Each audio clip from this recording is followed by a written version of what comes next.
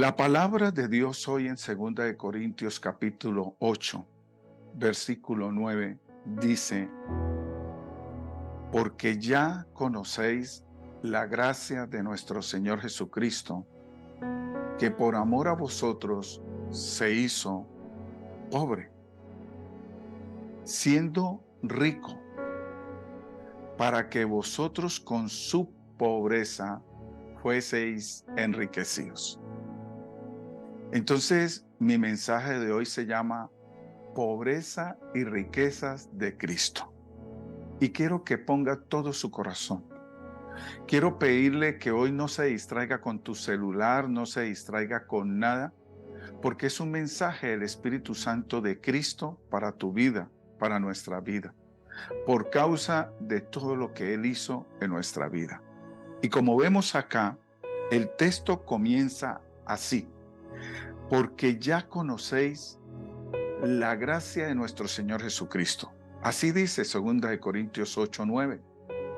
Y ustedes conocen esto, pues lo creen y lo debemos de creer, no guardando ninguna duda de que hubo una maravillosa gracia en el corazón de nuestro Señor Jesucristo.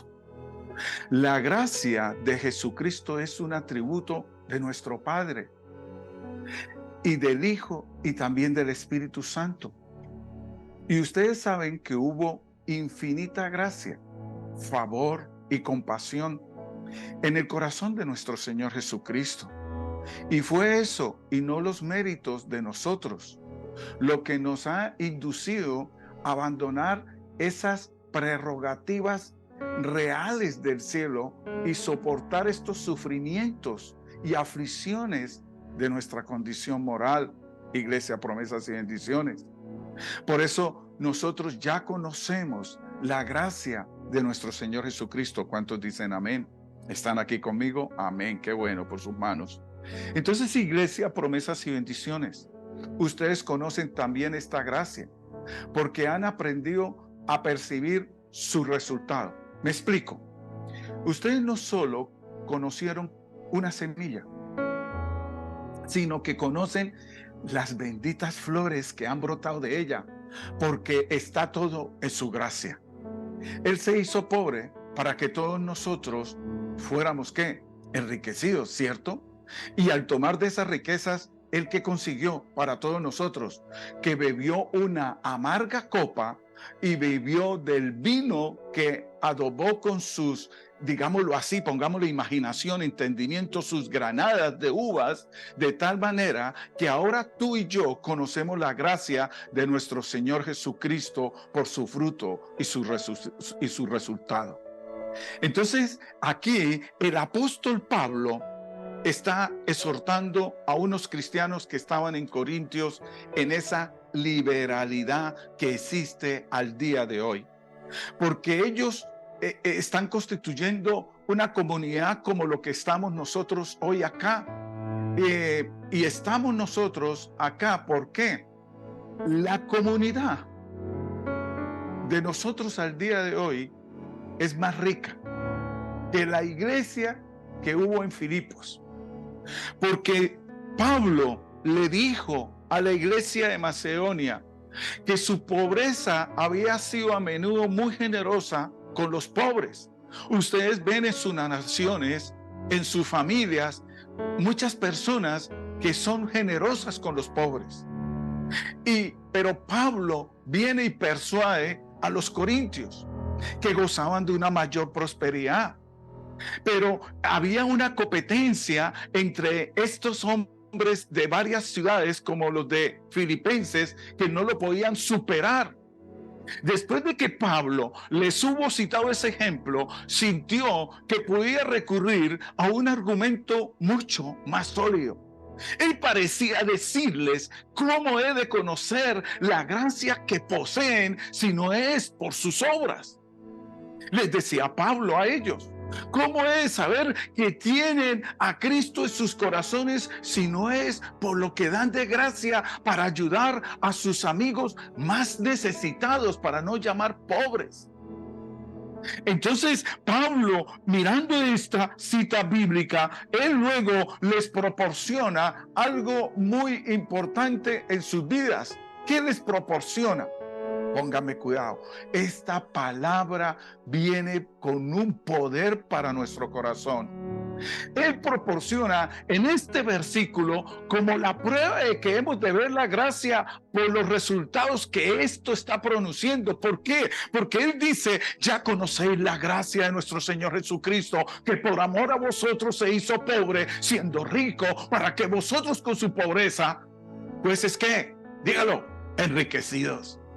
Usted es un hombre, una mujer que desde que recibió a Cristo se volvió un ¿qué? Un enriquecido de una semilla en la cual alguien oró por ti y la trasladó a tu corazón. ¿Cuántos dicen amén? ¿Están aquí conmigo? Qué bueno, gracias. La misma ley dice que la gracia interna que se ha manifestado por la acción externa se aplicó a Cristo y a nosotros. Si Él no se hubiera hecho pobre para hacernos ricos, entonces la pregunta es, ¿cómo habríamos conocido plenamente su gracia? Y si ustedes y yo no diéramos de nuestro dinero y de nuestros talentos a los pobres y a la causa de Cristo, entonces la pregunta es, ¿cómo sabríamos y cómo sabrían los demás que hay alguna gracia dentro de tu corazón y dentro de mi corazón? Amados, iglesia, tal como lo he dicho muchas veces, ustedes conocen la gracia de nuestro Señor Jesucristo, no solamente porque la oyeron o la han oído de ella, sino porque la han visto, porque han gustado y han experimentado la gracia de nuestro Señor Jesucristo. Por eso la esperanza del cielo descansa en esta gracia y su consuelo cotidiano descansa allí. Si Cristo no hubiera sido misericordioso, ustedes y yo estaríamos sin la gracia. Si no conociéramos su gracia, con toda seguridad no tendríamos ninguna gracia propia, pues es de Él, como de una fuente que está fluyendo y al día de hoy fluye continuamente, de quien es todas las corrientes de la gracia vienen a nuestras vidas. Amén. Bienaventurados los hombres, dice la palabra. Bienaventuradas las mujeres que en el momento en que leyeron este texto, que dice, ya conocéis la gracia de nuestro Señor Jesucristo. Y yo creo que si usted puede decir, sí, en verdad yo la conozco, gloria sea a Dios por permitirme conocer tu gracia. ¿Cuántos dicen amén?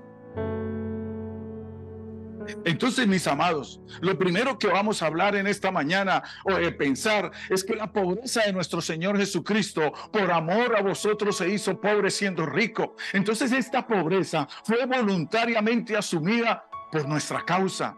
No había ninguna necesidad de que Cristo fuera pobre, excepto por nuestra causa. Algunas personas nacen pobres y pareciera como si, a pesar de todas sus luchas, no pudieran nunca salir de la pobreza. Pero puede decirse verdaderamente de nuestro Señor Jesucristo que Él era rico. Entonces, a medida que yo vaya avanzando en este mensaje, tú vas entrando y vas a comprendiendo por qué esta gracia es tan importante que yo la mantenga al día de hoy. Y tengo que llevarlos en el pensamiento a la gloria de la eternidad, cuando como Dios, nuestro Padre verdadero, Dios verdadero, moró en su seno para poder que Él siendo tan rico, que Él teniendo todo lo que posee, Él se haga con su Hijo como nada, para hacer el uno con el otro nada.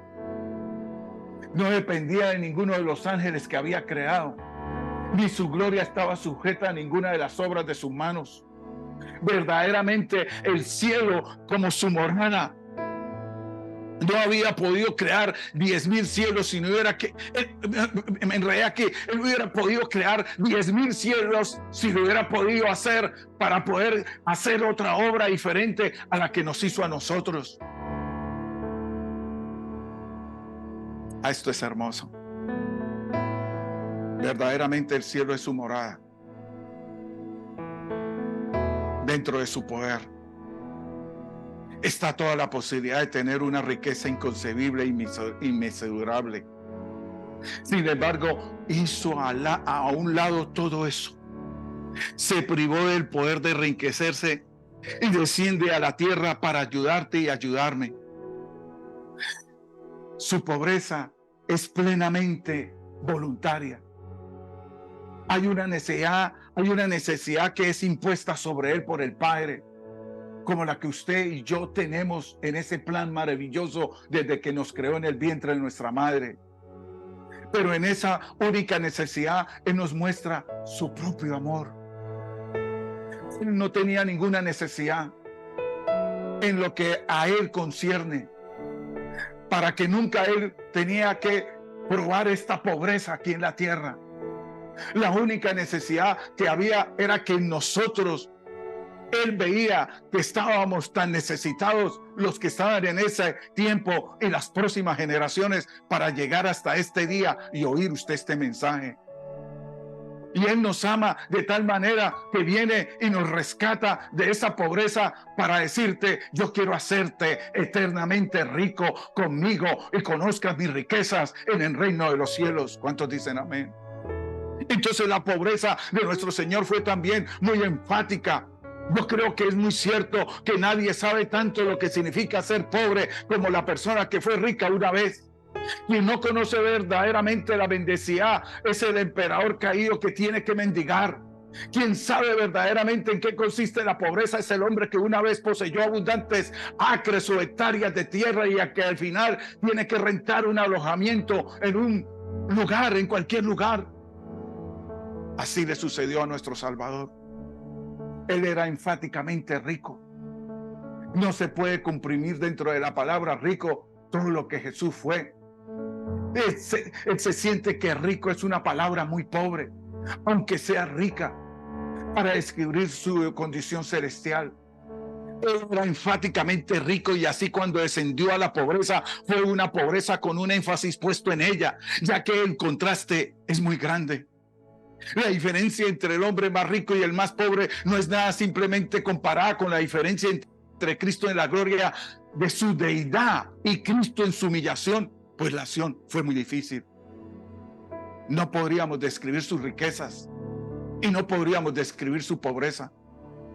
Ustedes no han tenido nunca la menor idea de cuán alto estaba como Dios, y no podremos llegar a imaginarnos nunca cuán bajo se abatió cuando clamó: Dios mío, ¿por qué me has desamparado?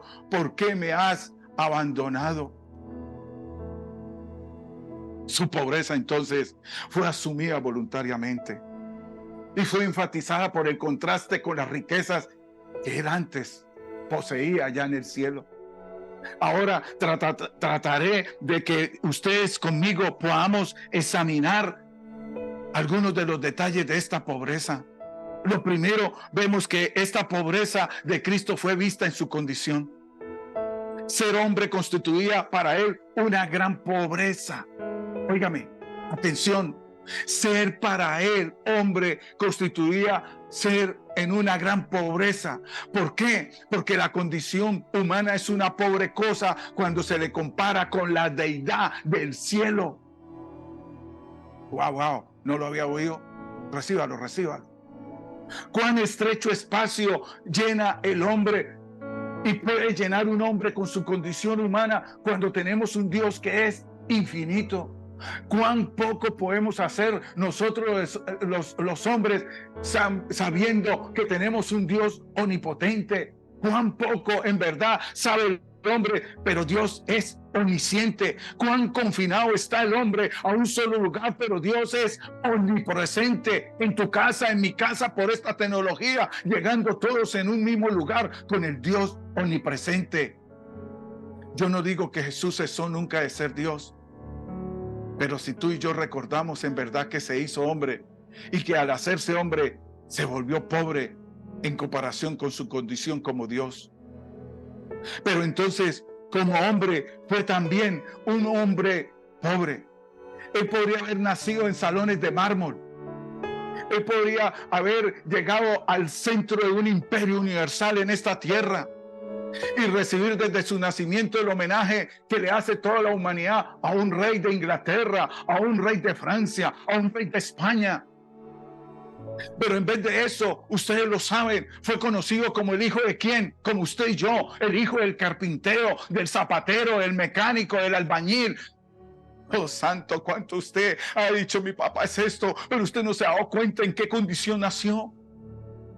Su madre fue solo una humilde doncella judía y su lugar de nacimiento fue un establo, una pobre posada para el príncipe de los reyes de la tierra. ¿Usted cuántas veces ha renegado en el lugar donde naciste? Ay, nací allí, ¿por qué no nací en otros palacios? Bendiga el establo donde naciste, hombre y mujer que me está viendo hoy. Entonces la primera etapa de su vida la pasó en un taller de carpintero. Y después sus compañeros fueron mayormente, ¿qué? Unos pobres pescadores con los que él andaba. No empezó a andar con Faraón y sus doncellas y sus príncipes. No se le encontraba frecuentando la compañía de senadores, ni de filósofos, ni de los grandes de la tierra. Antes bien, va de un humilde hogar a otro y para su sustento depende de las dádivas de sus seguidores, hogares de cambio, lo que hemos insistido nosotros.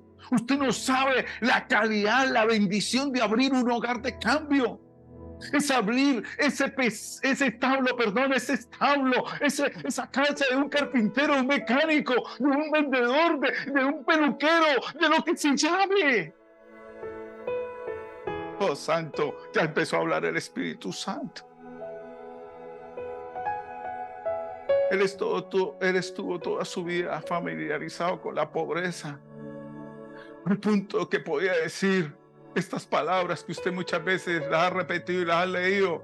Las zorras tienen guaridas y las aves del cielo nidos, mas el Hijo del Hombre no tiene donde recostar su cabeza. Ustedes recuerdan ese pasaje que está dividido de manera que un nuevo capítulo da comienzo en el punto en que no debería haber ninguna división. ¿Por qué? Porque cada uno se fue a su casa. Y Jesús se fue al monte de los olivos. Todos los discípulos tenían casa. El maestro no tenía casa. El rey de los cielos no tenía casa en la tierra. Él no tenía una casa donde entrar y llegar y decir, sírvame en un plato. ¿Usted por qué ha sido así con Cristo en tu corazón? ¿Por qué lo has renegado tanto? ¿Por qué el día de hoy lo has mirado como el carpintero inservible para ti? Tú que eres elocuente, tú que eres tan inteligente, tú que te las crees que las sabes todas, ¿por qué crees que Cristo no puede gobernar tu corazón?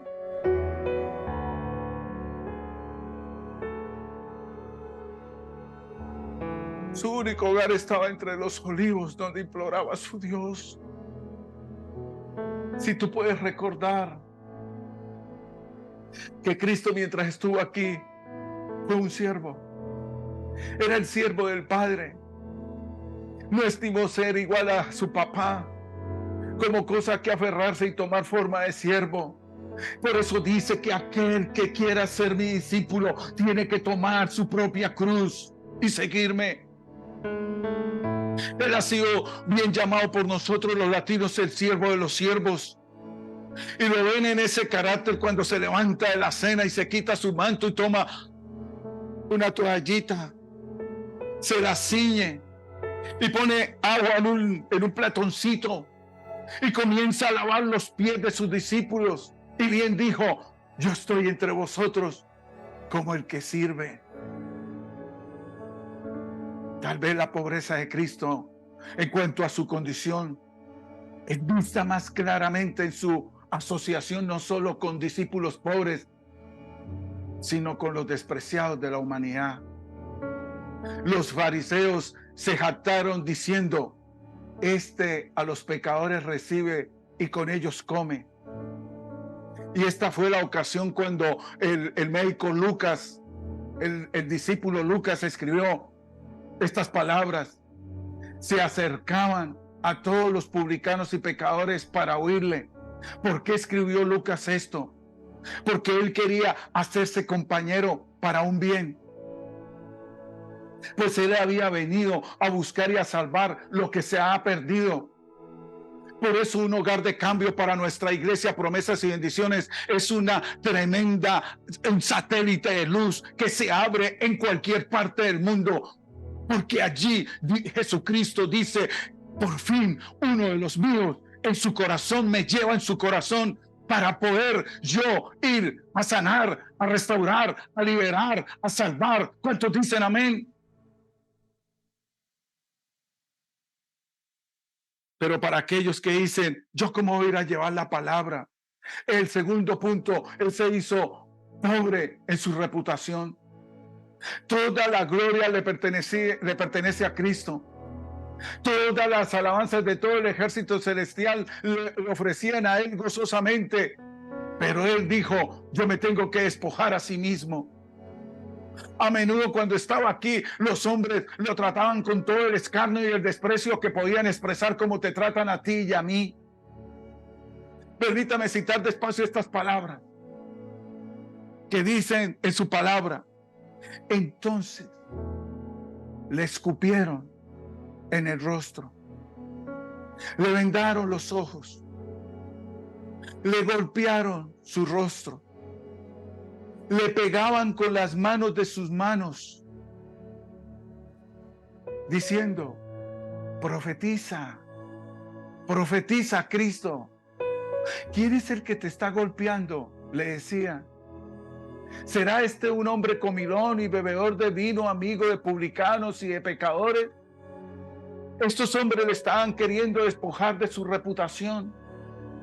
Algunos incluso llegaron tan lejos como para decir, tú que obras tus milagros por medio de lo que tú decías que lo sacabas, creemos que tú obras milagros por parte de Belcebú, el príncipe de los demonios. Le decían los fariseos. No era posible que lo pudieran degradar más bajo de lo que lo estaban haciendo. El escarnio de ellos llegó al límite máximo en contra de este bendito y adorable Hijo de Dios. Incluso quienes tenían la reputación de ser hombres buenos a veces lo tenían en poca consideración, como cuando usted va a entregar a una casa o va a entregar esta palabra. Muchos dicen, no, yo no estoy de acuerdo. Es que no es que usted esté de acuerdo, es que el Espíritu Santo esté de acuerdo en tu corazón para que tú la recibas. Porque es que no es tu filosofía y tu mentalidad ni tu razonamiento, es Él. Por eso los publicanos, los fariseos, no pudieron entender esto, porque ellos se creían los doctores de la palabra. Por eso lo estaban juzgando como un loco. Por eso él experimentó esa terrible necesidad de todos sus discípulos. ¿Y qué hicieron? Como nos pasa a los pastores, huyeron de él y lo dejaron solo. Y vemos que en su mayor apuro ningún hombre le rindió homenaje. No se oye, no se escribió en la Biblia que hubo un homenaje a Cristo mientras estuvo en la tierra, sino todos tenían un comentario hiriente para hacerle. Pero eso en ese sentido de pobre en que se despojó a sí mismo. Nunca nadie le hizo una reverencia de homenaje y de exaltarlo delante de nadie, como muchos de nosotros nos pusimos en un púlpito y recibimos hasta homenajes en un nombre que sí lo pagó sin homenaje.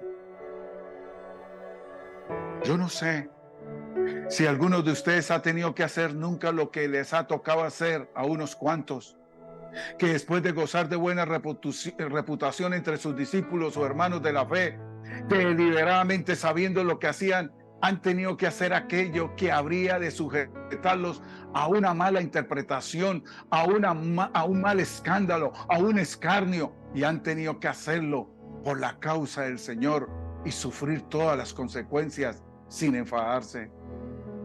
Y puedo decirles que para un espíritu sensible es pobreza.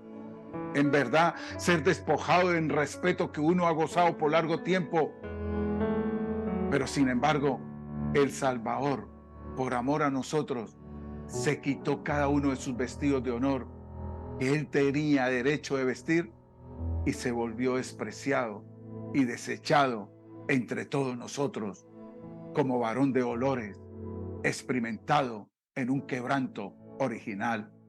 Esa fue una parte de su pobreza, la pobreza de su reputación. Pero si vamos a la pobreza de la operación que Él estuvo aquí en la tierra, el Señor Jesucristo en su propia condición natural era capaz de hacer lo que quisiera. No había nada que Él deseara hacer que no pudiera hacer. Bastara y bastaba que Él juzgara recto para destruir, porque estaba en todo su poder. Pero cuando vino a esta tierra por causa nuestra, se hizo un pobre, no con mentalidad de pobre, se puso vestiduras de pobre. Y fue necesario entonces que pusiera una limitación a su propia omnipotencia. Usted sabe, ¿está entendiendo eso usted en esta mañana?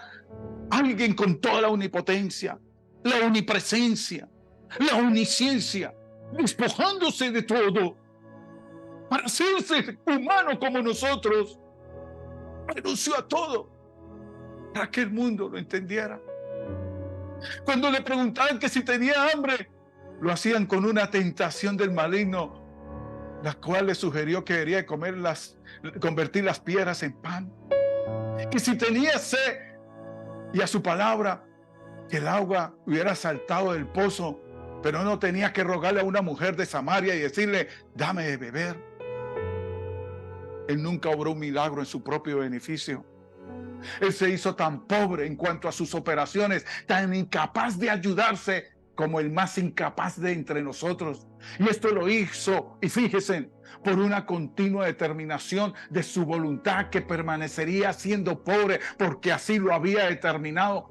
Con un solo deseo, Él habría podido convocar todas las legiones de ángeles para que vinieran del cielo en su auxilio y le trajeran las riquezas de los cielos a sus manos. Entonces tú y yo, ¿cómo podríamos nosotros admirar suficientemente esta voluntaria pobreza operación? ¿Cómo la estás admirando al día de hoy?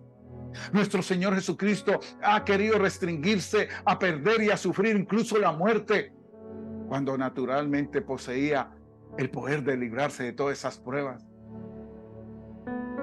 Y quiero terminar diciéndoles que el tipo de pobreza que vimos en Cristo está en la comunión. Aunque es un hombre que fue muy pobre, porque fue pobre, no se vio que María le traía el almuerzo. No era que María estuviera diciéndole, ven a casa a tomar el desayuno y la cena, mire que aquí te tengo la camita ordenada para que te acuestes. Como muchos de nosotros le reclamamos a la mamá, mamá, ¿por qué a mí no me has dado nada? Papá, qué bueno que en tu casa estén oyéndose esto tus hijos. Nosotros cultivamos lo que queremos cultivar. Pero nuestro Salvador nunca convivió con alguien que pudiera ser llamado su igual ni por un instante. Él no aprendió de nadie. Había un discípulo a quien Jesús amaba. Y todos sabemos por qué amaba a Juan. Porque era el más cercano a su maestro. Pero qué diferencia de altura había entre Jesús y Juan. Cuando un hombre crece por encima de sus semejantes, ojo, óigalo, eso le está conduciendo a sentirse en una terrible soledad. ¿Por qué? Porque si tú y yo podremos ambicionar esa posición, hombres y mujeres que están hoy por estas pantallas y anhelas alcanzar el pico más elevado del monte, pero te va a hacer un frío allá arriba y una desolación y soledad de que dices, alcancé todo, pero estoy solo, estoy sola. Yo creo que cuando eres igual a tus semejantes disfrutarás de un gozo mucho mayor y podrás asociarte con ellos como tal. Pero en cuanto a nuestro Señor y Maestro, siempre estuvo el pináculo del templo en la cumbre de la montaña.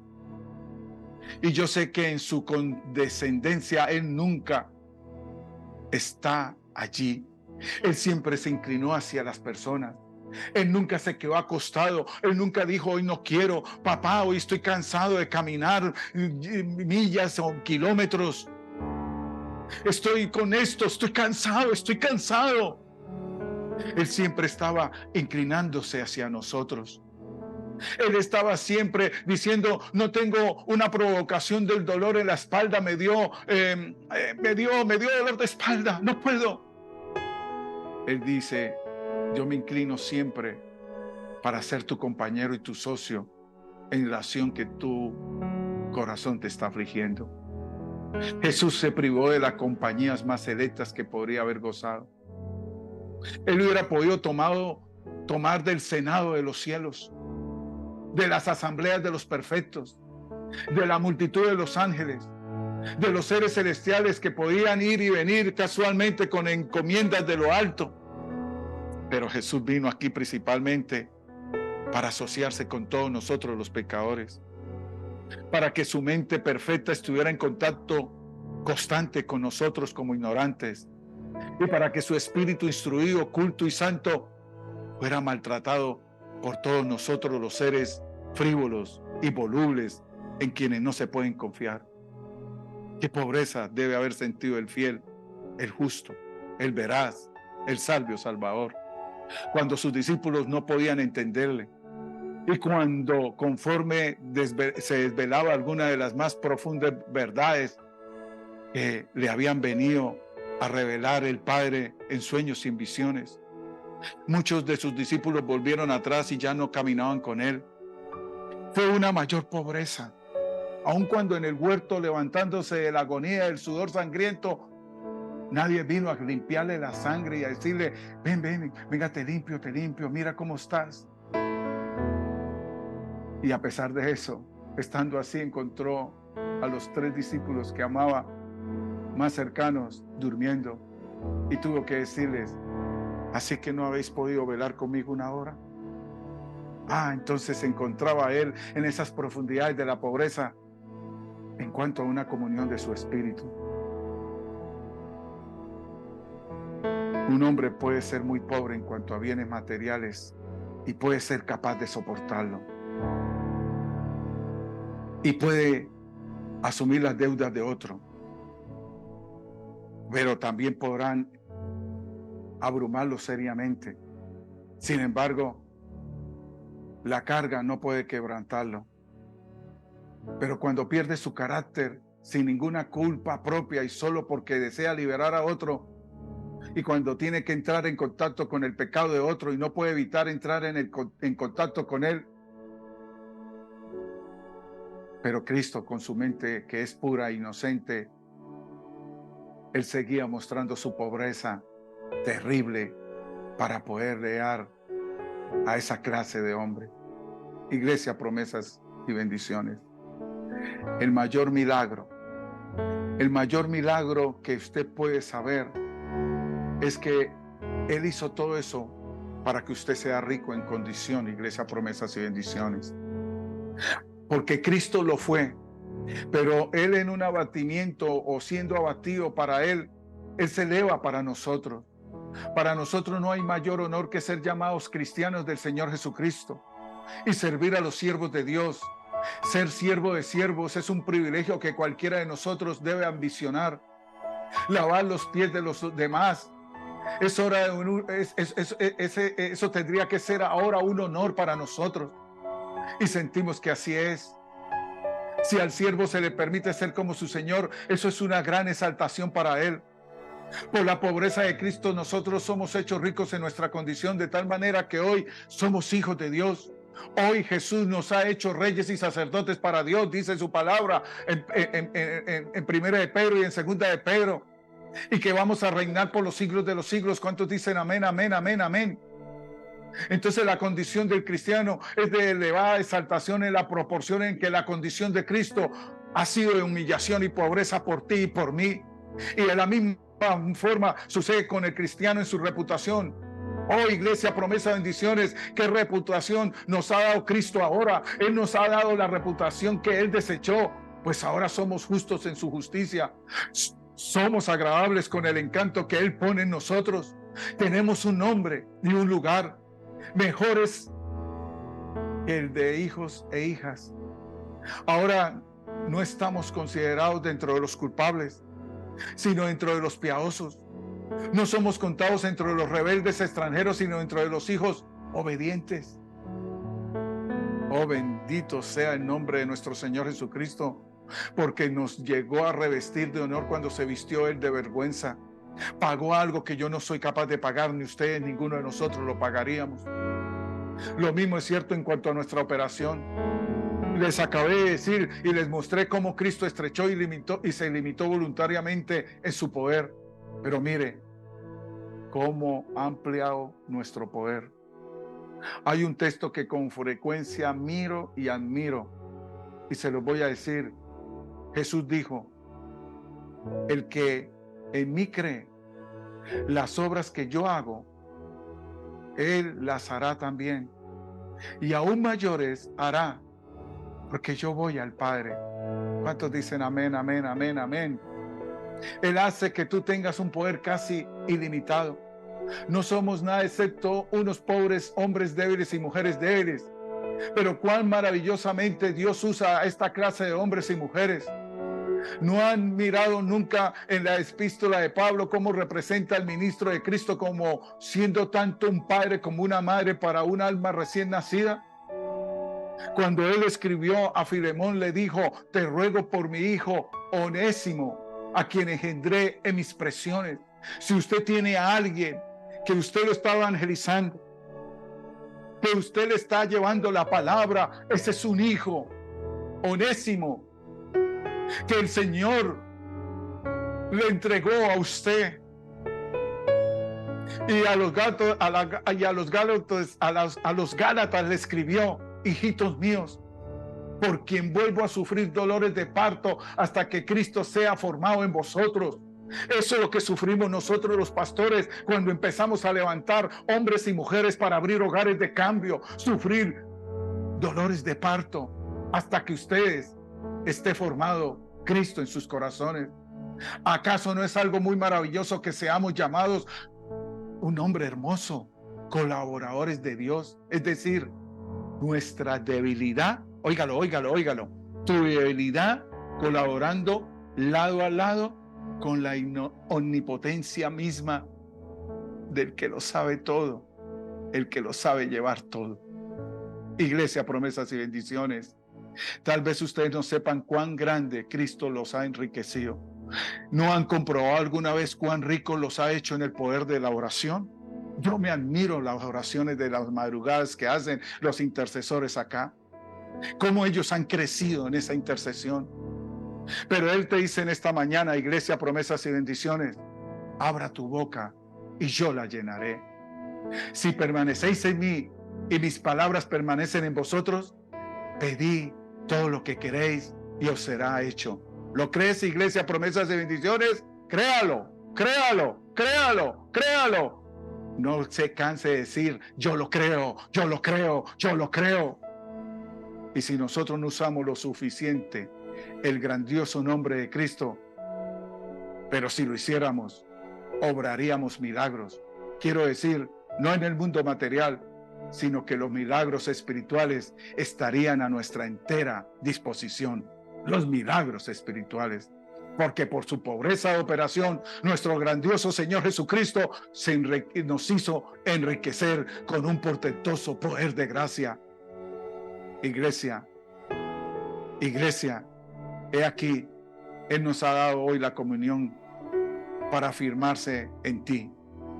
Los que creen que ese es mi hermano y hermana y madre, nosotros tenemos comunión con Dios, y que también nuestra comunión verdadera es con el Padre y con su Hijo Jesucristo.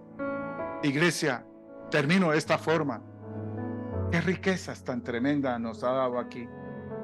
Y creo que nuestra iglesia, promesas y bendiciones, a partir de hoy, lo declaro, lo decreto, será una iglesia tan rica y llena de riquezas por hombres y mujeres que entendieron hoy este mensaje y se lo llevarán en sus corazones, que por él nosotros hemos sido enriquecidos y podemos levantar y oremos y cierren los ojos. Los que van manejando carro no los cierren, porque no quiero orar por un milagro, pero quiero decirte en esta mañana: Padre, en el nombre de Cristo Jesús, hoy por los milagros espirituales del cielo se hacen en la tierra en todo hombre y toda mujer que está en esta reunión, que sus empresas, sus sus trabajos, sus familias, su ministerio, el hogar de cambio que abrirá, donde se parará. Allí habrán milagros espirituales, porque esas familias encontrarán en su corazón a Cristo, y Cristo entrará allí como pobre, pero se hará rico en esa familia, para que vayan a la eternidad y puedan ser suplidos de todas las riquezas en la eternidad. Hoy, Señor, oro porque toda familia que está aquí plantada, toda familia que vino en esta mañana, todas las familias que están en Colombia, todas las familias que están aquí en Estados Unidos, las que están en Paraguay, en todas las naciones, hoy oro por ustedes, por estas 27 pantallas que están hoy. Hoy levanta tu mano conmigo. Hoy dile, si usted siempre lo ha dicho, yo y mi casa serviremos a Jehová. No, hoy le dirás, Cristo, en el nombre tuyo, yo te pido perdón por todos los pecados que he cometido hasta el día de hoy. Hoy te invito a que abras la casa de mi corazón y mires en mí toda la debilidad del fruto del pecado que hay en mí. Y hoy te pido perdón, porque hoy te recibo como mi Redentor y mi Salvador, por la omnipotencia, omnisciencia y omnipresencia que viene de ti, con la cual hoy entiendo el mensaje que tú quisiste en tus riquezas por mí. Buenos días. Hoy, Espíritu Santo, lávame con tu sangre preciosa de Cristo y vuelva a escribir mi nombre en el libro de la vida, y que nunca jamás sea borrado mi nombre.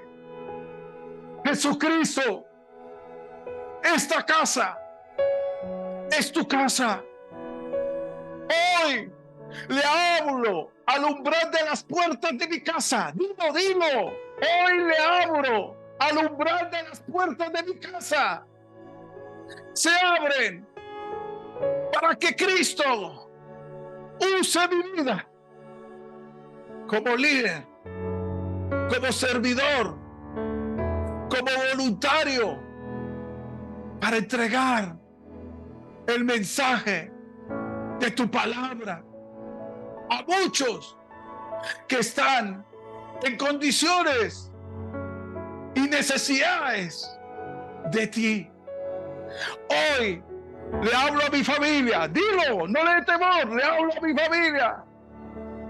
En mi casa estará Cristo desde hoy hasta que Él vuelva. Hasta que Él vuelva. Y yo hoy le doy la gloria. Dilo, hoy le doy la gloria. 28 pantallas abiertas aquí. Hoy le doy la gloria. Oh, santo, santo. Porque me permitiste venir a este lugar desde mi casa a oír lo que tengo que hacer en tu nombre. Jesucristo, hoy es el día de mi arrepentimiento, de mi sanidad, de mi liberación y de dar todo el amor que tú entregaste en tu pobreza a mi cónyuge, a mis hijos, a mis padres, a mis empleados, a mis compañeros de trabajo, a los empresarios, al presidente, a los gobernadores, concejales, diputados, a todo hombre en autoridad de tu palabra, a toda mujer, a todo hombre y mujer que entre a mi casa a traer tu mensaje. Yo lo respaldaré, yo lo apoyaré y haré que mi casa sea la iglesia primitiva de los últimos tiempos para la gloria de Cristo. Amén y amén. Denle un aplauso y Dios descienda sobre tu casa.